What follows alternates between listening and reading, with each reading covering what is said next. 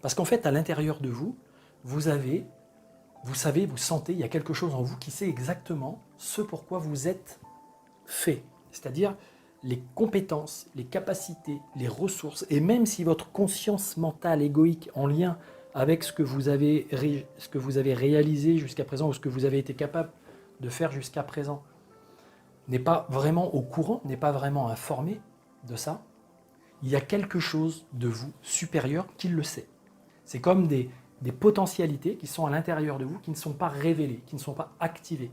C'est des énergies, ce sont des connaissances, ce sont des informations, ce sont des possibilités d'agir, possibilités de faire qui ne sont pas encore présentes et qui pourraient vous permettre d'avoir, on va dire, une importance, une influence favorable pour vous-même et pour l'environnement dans lequel vous évoluez ou dans lequel vous désirez profondément évoluer. Et donc à partir de là, si vous n'allez pas cultiver cette vision, vous n'allez pas faire grandir ce potentiel,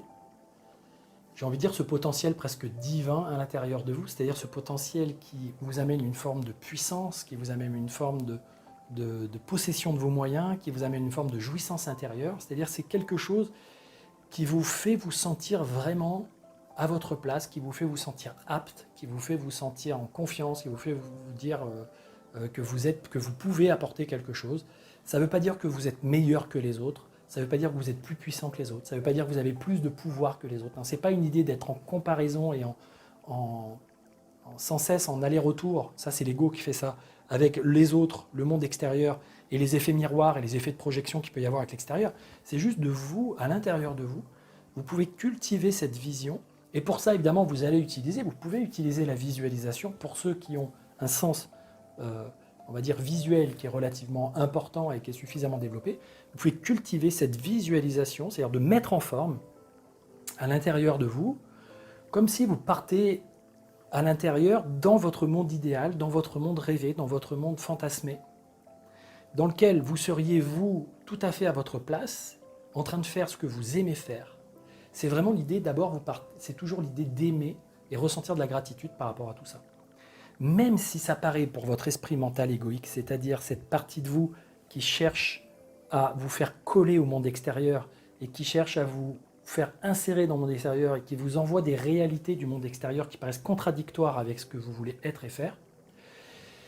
c'est justement ça qui est difficile, hein. C'est cette espèce de tentation d'être tout le temps immergé dans le monde extérieur et d'avoir l'impression que le monde extérieur, il nous empêche, il nous confine, il nous bloque, un peu comme si le monde extérieur était une forme de camisole avec des gens qui vous disent c'est pas bien ce que tu veux faire, c'est pas comme ça qu'il faut être,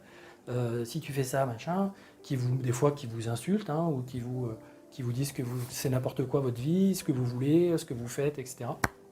Que vous soyez dans n'importe quel domaine, hein, vous avez ça. Si vous êtes médecin, il y a des gens qui vont vous critiquer. Si vous êtes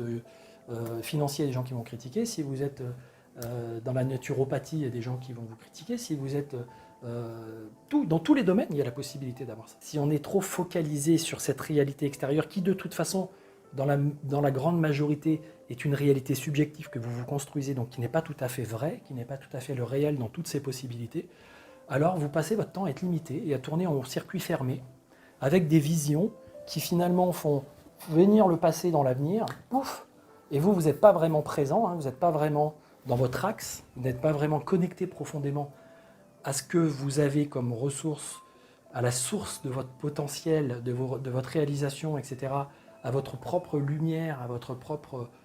force créative, à votre puissance intérieure, qui est reliée à, on va dire, quelque chose de supérieur, qui contient aussi beaucoup d'informations, d'énergie et de possibilités de vous aider à créer, à mettre en place, à réaliser les choses. Mais si vous ne faites pas cette connexion d'abord à l'intérieur de vous, si vous n'ouvrez pas votre espace intérieur, si vous n'élargissez pas votre zone de sécurité, votre zone de limitation confortable, on va dire, confortable pourquoi? Parce qu'elle vous sécurise, elle vous protège,